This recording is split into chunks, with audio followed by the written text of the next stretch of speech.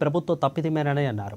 విశాఖ జిల్లా సింహాచలంలోని సింహాద్రి అప్పన్నస్వామి చందనోత్సవంలో జరిగిన ప్రమాద ఘటనపై ఏపీ ప్రభుత్వం విచారణ కమిషన్ను రంగంలోకి దింపింది.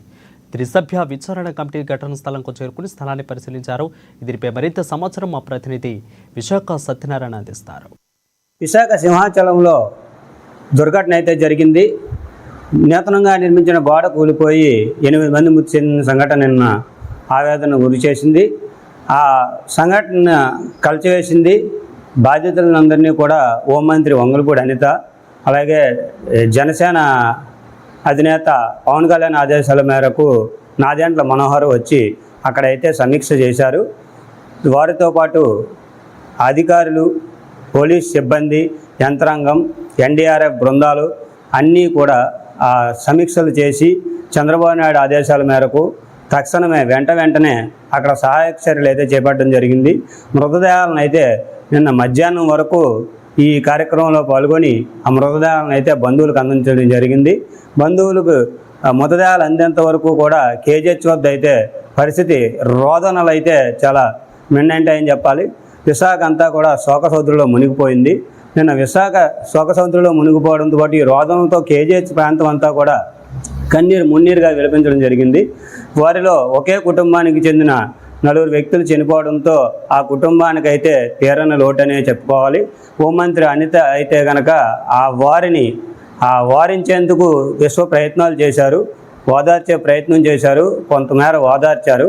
అలాగే జగన్మోహన్ రెడ్డి కూడా సాయంత్రం విశాఖలో వారు ఇంటికి చేరుకొని జగన్మోహన్ రెడ్డి కూడా వాళ్ళని ఓదార్చే ప్రయత్నం చేశారు. ఎంత ఓదార్చినప్పటికీ ఒకే కుటుంబంలో 4 మృతి చెందడంతో వారి వేదన అయితే ఎవరు తీర్చలేనిది. ఈ ప్రభుత్వం అయితే వెంటనే తక్షణమే స్పందించి 25 లక్షల ఎక్స్గ్రేషియా, ₹1,00,000 వరకు ఖర్చులు, అలాగే మరిన్ని సదుపాయాలు కల్పిస్తామని చెప్పేసి వారికి హామీ ఇవ్వడం జరిగింది. ఇంటికి ఒక ఉద్యోగం కూడా ఇస్తామని చెప్పడం జరిగింది. అయితే దీనిపై ప్రస్తుతం ఈ గోడ కూలిపోయిన వ్యవహారంపై ఇప్పటికే ఈ చంద్రబాబు నాయుడు అంటే రాష్ట్ర ముఖ్యమంత్రి చంద్రబాబు నాయుడు అయితే కనుక త్రిసభ్య కమిటీ ఒకటి వేయడం జరిగింది. ముఖ్య కార్యదర్శి, జలవనరుల శాఖ ముఖ్య అధికారి, అలాగే రిటైర్డ్ ఐపీఎస్ అధికారిని కూడా దీనికి నియమించడం జరిగింది. ఇది త్రిసభ్య కమిటీ అయితే కనుక ఇప్పుడు సింహాచలం అయితే చేరుకున్నారు. సింహాచలంలో ఇప్పటికే విచారణ చేస్తున్నారు. గోడ ఎప్పుడు నిర్మించారు, ఎవరు నిర్మించారు, ఎలా నిర్మించారు, దానికి నాణ్యత లోపాలు ఎంతవరకు ఉన్నాయి, నిర్మించిన కాంట్రాక్టర్ ఏ ప్రాంతంలో వాడు అనే వివరాలు అయితే కూడా అన్నీ కూడా త్రిసభ్య కమిటీ అయితే కనుక పూర్తి స్థాయిలో దర్యాప్తు జరుగుతుంది.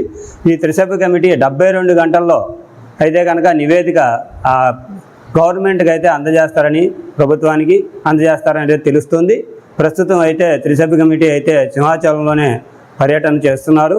పూర్తిగా దర్యాప్తు చేస్తున్నారు, పరిశీలిస్తున్నారు, క్షుణ్ణంగా పరిశీలిస్తున్నారు.